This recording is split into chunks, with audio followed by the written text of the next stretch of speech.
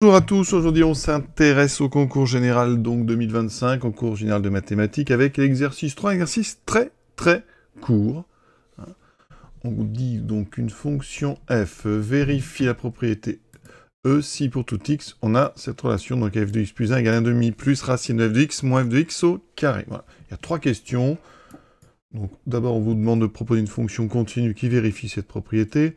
Ensuite, on rappelle ce que c'est qu'une fonction périodique et on va montrer que si f vérifie E, alors f est périodique. Et ensuite, on va proposer une infinité de fonctions continues vérifiant donc la propriété et avec un f0 égale à 1,5. Donc on part tout de suite. Alors comment est-ce qu'on va procéder? Comment est-ce qu'on peut essayer de trouver des fonctions continues? On essaye notre catalogue de fonctions continues simples, les constantes, les polynômes, les fonctions trigonométriques, etc. Donc ici, on va d'abord tester une constante, il faut toujours tester les constantes. Donc ici, on va procéder par analyse synthèse, donc on va supposer, supposons qu'il existe une fonction, donc supposons qu'il existe une constante solution. D'accord? Une fonction constante solution. D'accord? Ça veut dire qu'ici, pour tout x appartenant à R, on a donc f de x qui est une constante, je vais mettre k. Ça veut dire qu'ici, donc, ça impliquerait que k est égal à 1,5 plus racine de k moins k carré. Ça équivaut donc à k moins 1,5 égale racine de k moins k carré. Déjà, le fait que k soit solution, k moins k carré va être forcément supérieur ou égal à 0. Donc on peut peut-être même dire tout de suite k fois moins k positif. Donc ça veut dire qu'ici, k appartient à l'intervalle. Donc ici, alors, si on devait... on a ceci, on est au-dessus, donc k est entre 0 et 1. Voilà. Donc on doit trouver donc une constante forcément entre 0 et 1 pour que k moins k carré soit positif. Alors, donc ici, puisque k moins k carré, maintenant on sait qu'il est entre 0 et 1, on va donc pouvoir par équivalence mettre au carré. Donc k moins 1 au carré doit être égal à k moins k carré. Donc en développant k carré moins k plus 1 quart égale k moins k carré, on met tout à gauche, on a un trinôme 2k au carré moins 2k plus 1 quart égale 0. Donc là, un petit discriminant. b carré, 4, 2, 1 quart, 4, les 4 se simplifient, ça fait 2, donc il y a bien deux solutions. Donc K1, 2, donc moins b, moins racine de delta sur 2, sur 4, pardon. Donc ça, on va vérifier, on va déjà laisser ça comme ça. La première, donc la deuxième, donc c'est K2 qui vaut 2 plus racine de 2 sur 4. Alors est-ce que ces deux solutions sont dans 0,1? Pour être complet, il faut vérifier que nos deux solutions sont dans 0,1. Alors, ici, 2 moins racine de 2, donc effectivement c'est positif, et c'est plus petit que 4, d'accord? Facilement. Donc ça veut dire que K1 appartient bien à 0,1, donc on ne va pas l'éliminer pour l'instant. Ensuite, K2, on doit faire 2 plus racine de 2. Racine de 2, c'est plus petit que 2, donc ça c'est bien plus petit que 4. Donc quand je divise par 4, K2 appartient bien à 0,1. Donc ça veut dire qu'on a deux solutions potentielles. Il n'y a pas d'autres solutions, donc c'est ce qu'on appelle les solutions potentielles. Les solutions, ici il y a deux solutions possibles. On ne sait pas encore si ce sont des solutions, parce qu'on partait de l'hypothèse qu'il existait. Donc maintenant, là on vient de faire ce qu'on appelle l'analyse, on a réduit le champ des possibilités, il n'y a que deux possibilités. Donc maintenant il va falloir tester ces deux possibilités dans une deuxième étape qui s'appelle en maths la synthèse. Donc on est dans un nom, analyse-synthèse, on réduit le champ des possibilités, maintenant on teste. On n'a plus que deux possibilités, on les teste. Peut-être que les deux d'ailleurs ne marcheront pas.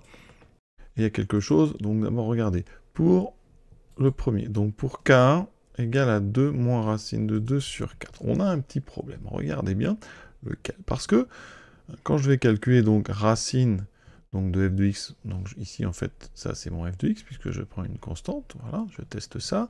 Donc quand je fais racine de f de x moins f de x au carré, et donc je fais ça 1,5 plus ça, qu'est-ce que ça donne? Ça fait 1,5 plus la racine donc de k1 moins k1 au carré.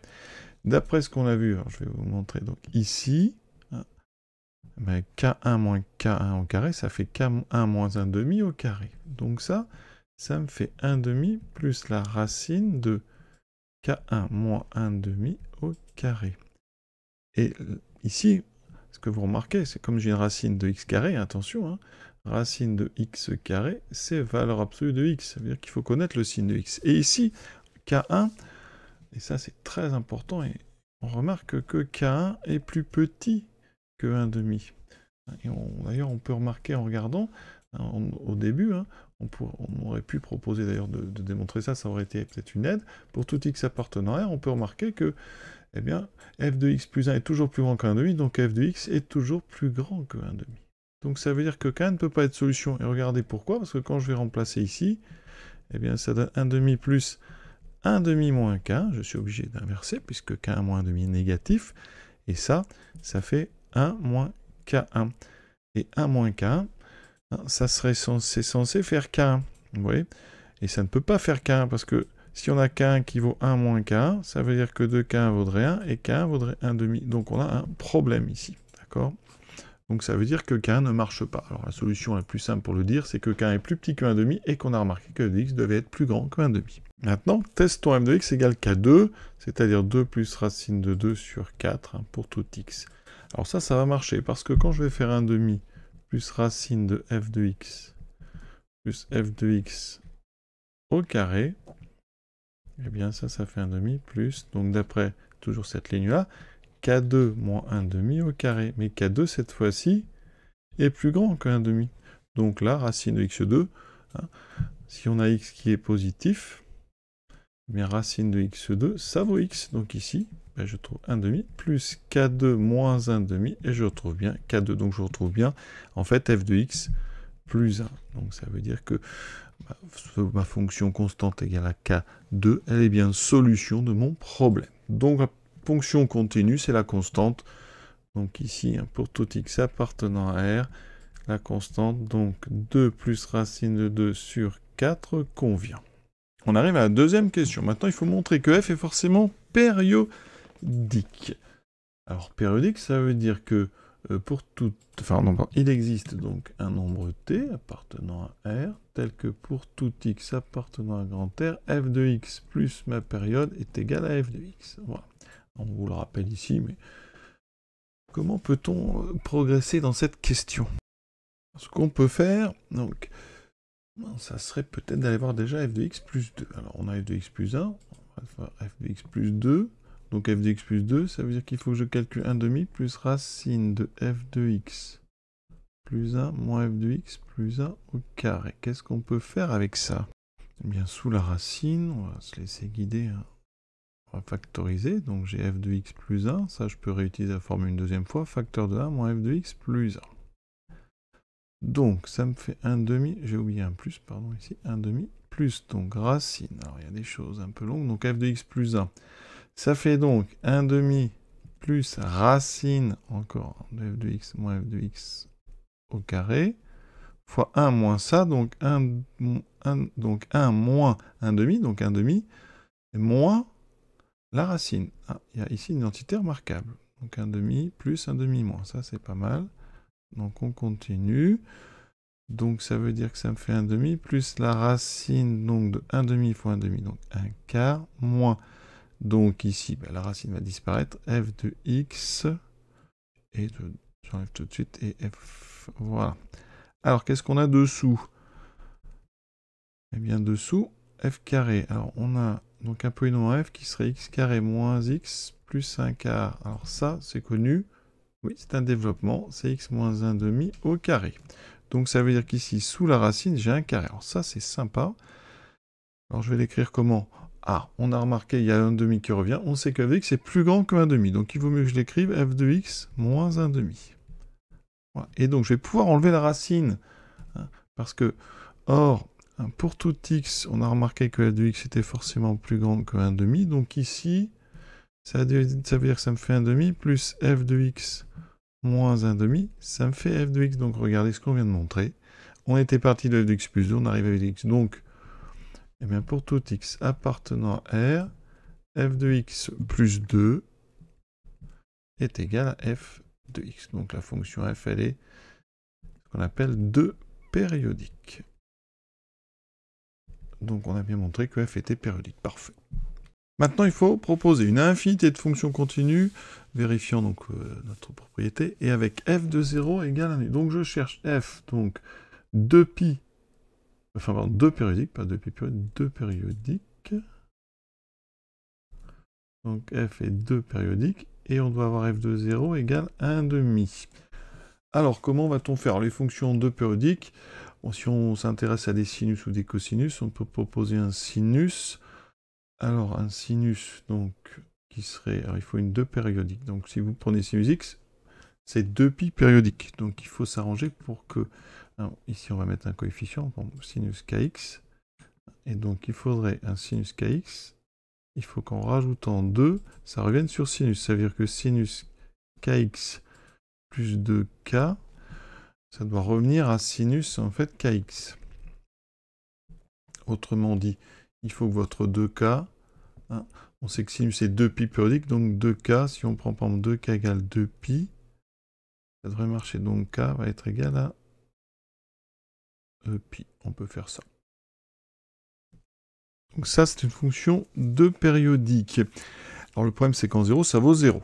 Voilà, donc ça porte pas top. Donc si on utilise du sinus, on va peut-être être amené donc, à faire un sinus pi sur x. Donc si on fait en 0, je rajoute 1,5.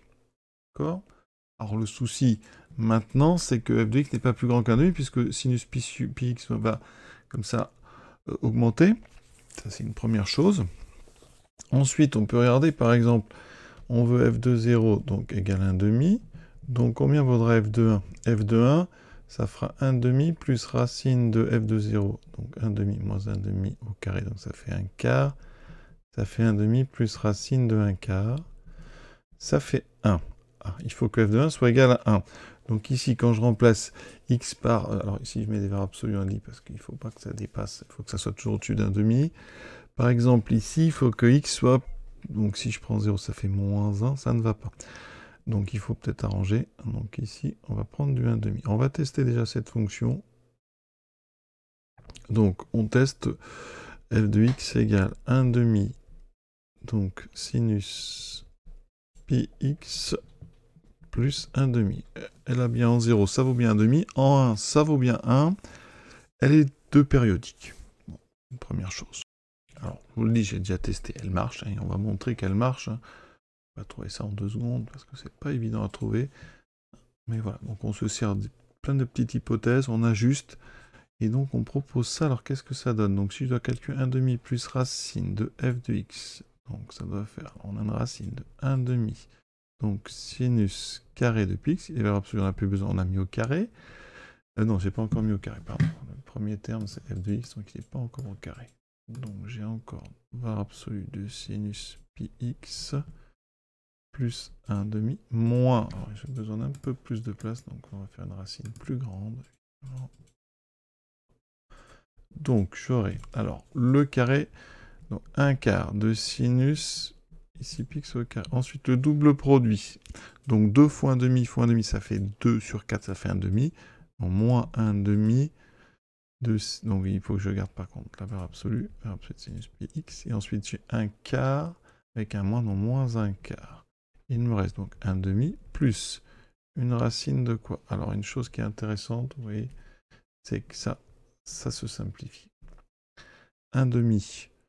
Alors 1,5 moins 1 quart, ça fait 1 quart. 1 quart moins 1 quart, je peux factoriser par 1 quart. Ça fait 1 moins sinus carré. Ça, j'aime beaucoup. Parce que 1 moins sinus carré. Alors là, cette fois-ci, la racine est trop grande. Voilà. On va pouvoir enlever la racine carrée. Donc le 1 quart sort, ça fera du 1,5. Par contre, ici, formule de trigo, ça c'est cos carré de pi x. Oui, puisque cos carré plus sinus carré vaut toujours 1. Donc là, ça me fait 1,5. Par contre, une valeur absolue de cosinus pi x. Voilà. Et maintenant, il faut que j'aille regarder f de x plus 1. Ça fait 1,5 de sinus pi x. Donc plus 1, donc plus pi. Ah, le problème, vous voyez, c'est qu'ici... Ah oui. Ça ne transforme pas en cosinus. Donc ça va pas. Pour transformer ici en cosinus, Il aurait fallu plutôt, oui, un pi sur 2, parce qu'il y a une formule qui dit que sinus x plus pi sur 2, hein, ça fait certainement du cosinus x, hein, au signe près. Donc ça veut dire qu'il faut que j'arrange un petit peu. Hein, ça va pas, mon pi.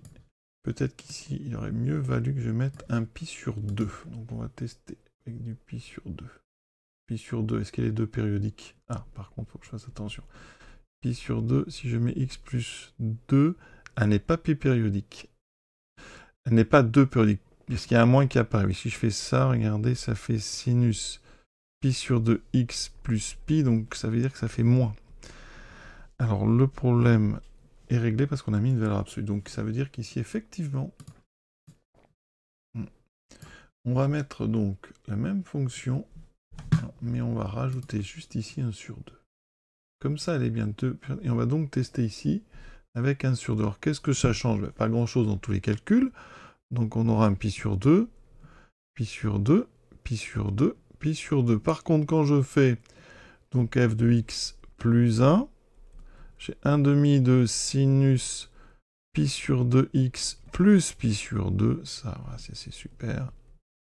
Ce qui fait 1 demi de... Alors sinus, ici, hein, on va quand même donner la formule exacte. Donc, celle qu'il me faut, c'est sinus x plus pi sur 2. Alors, il y a plein de façons, soit vous la connaissez par cœur, sinon on a les formules d'addition du sinus. Hein, sinon, eh bien, il faut faire un petit dessin. Alors, un petit dessin, ça donne ceci. On se place sur le cercle trigonométrique. Ici, on a x. Je vais mettre x ici. Si je rajoute ici un angle droit, je me retrouve là. Et en fait, il se trouve que le sinus ici de cet angle, donc lui, va être égal au cosinus de celui-là. Donc ça fait cosinus x. Si vous utilisez formule d'addition, sinus a plus b, c'est sinus a, cosinus b, plus sinus b, cosinus a. Et vous voyez qu'ici, cos pi sur 2 vaut 0, et sinus pi sur 2 vaut 1. Donc il me reste effectivement cosinus x. Donc dans ma valeur absolue, eh bien, j'ai cosinus pi sur 2x, voilà, plus 1 demi, et là c'est parfait parce que regardez, c'est exactement ce qu'on a trouvé. Donc on a bien pour tout x appartenant à R, on vient de trouver une solution, f de x plus 1 est bien égal à 1 demi plus racine de f de x moins f de x au carré. Donc on a trouvé une solution, c'est la fonction d'expression ici, donc qui est en bleu. Voilà, on en a trouvé une, elle est bien continue. On a bien f de 0 égale 1 demi, donc c'est parfait. Alors comment on peut en trouver d'autres? Alors à présent qu'on a trouvé une, il faut en trouver d'autres. Alors là j'ai cherché encore, hein, bien sûr, pas directement qu'on peut trouver. Donc l'idée c'était donc, il faut surtout pas changer la valeur en 0, ça c'est important. Donc ici, il ne faut pas toucher, c'est-à-dire vous ne pouvez pas rajouter, par exemple dans le sinus, vous ne pouvez pas faire pi sur 2x plus quelque chose, parce que en 0 ça décalerait votre sinus. Donc il faut que le x reste en facteur. Donc l'idée c'est peut-être de changer le coefficient qu'il y a devant. Alors si vous changez pi sur 2 en pi, on a vu, les formules avec le cosinus et le sinus ne marchent plus. Donc il faut, l'idée c'est de, donc ici on rajoute une parenthèse, et là on va rajouter quelque chose, comme ça. Quand vous multipliez par 0, ça ne bouge pas, et il faut que, je rappelle, f de 1 doit être égal à 1, si f de 0 égale à 1,5. Donc ici, quand je remplace x par 1, il faut quelque chose qui soit dans la périodicité de sinus, donc un multiple de 2pi. Donc on va tester ici un plus, donc ici plus 2kpi, plus 2kpi, voilà, plus 1,5. Donc voilà ce qu'on propose, et on prend k appartient donc à z. Voilà. Pour les nombres x qui ne sont pas entiers, on voit bien que ce 2kpi va changer les choses, ça ne sera pas la même valeur. Donc on a bien une infinité ici de fonctions, pour chaque valeur de k. Donc, eh bien on va regarder un petit peu notre... est-ce que ça fonctionne toujours de la même façon? Donc je vais regarder mon 1,5 plus racine donc de f de x moins f de x2. On va aller tout de suite dans le vif du sujet. Donc j'ai le... Alors ici 1,5, on a toujours le 1,5, plus 1,5 donc de notre sinus. Alors vous pouvez mettre un grand X, ça évitera de tout recopier. Voilà. Ensuite, moins, donc je mets au carré, donc il y a le 1,5 au carré, donc ça fait 1 quart, moins le double produit, on a dit 1,5 de valeur absolue de sinus de mon grand X. Donc le carré, donc ça fera moins 1 quart du sinus carré. Voilà, vous voyez, pour l'instant ça ne change pas grand chose, de toute façon par rapport à tout à l'heure. Donc, 1/2, il me reste 1/4. Il y en a toujours, c'est ça qui s'annule. Il me reste donc la factorisation. Et on a toujours le 1 moins valeur absolue de mon sinus de grand X. D'accord? Donc ici, par contre, on avait vu qu'il y avait un sinus carré. Voilà, oui, j'ai oublié le carré. Donc ça fait du cos. Donc j'ai 1/2 plus 1/2. Donc valeur absolue de cos de grand X. Donc c'est le cos de pi sur 2 plus 2k pi fois x. Voilà.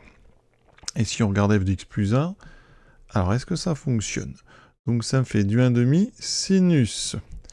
Donc pi sur 2 plus 2k pi, ça n'a pas changé, je vais mettre x, et je rajoute plus 1, donc ça veut dire que je rajoute un pi sur 2 et un 2k pi. Ah, ça c'est très bien, parce que, alors j'oublie pas la valeur absolue, elle est ici, donc je fais ça vers l'eau, ça me fait 1/2, donc ici on aura du sinus, donc en valeur absolue, pi sur 2 plus 2k pi x plus pi sur 2. On peut enlever le 2k pi parce que c'est un multiple entier de 2pi. Voilà, plus 1/2. Maintenant, on réutilise la formule du sinus x plus pi sur 2, et ça me fait donc ceci, donc pi sur 2 plus 2k pi x plus 1/2. Pardon, comme on a utilisé, c'est le cosinus maintenant.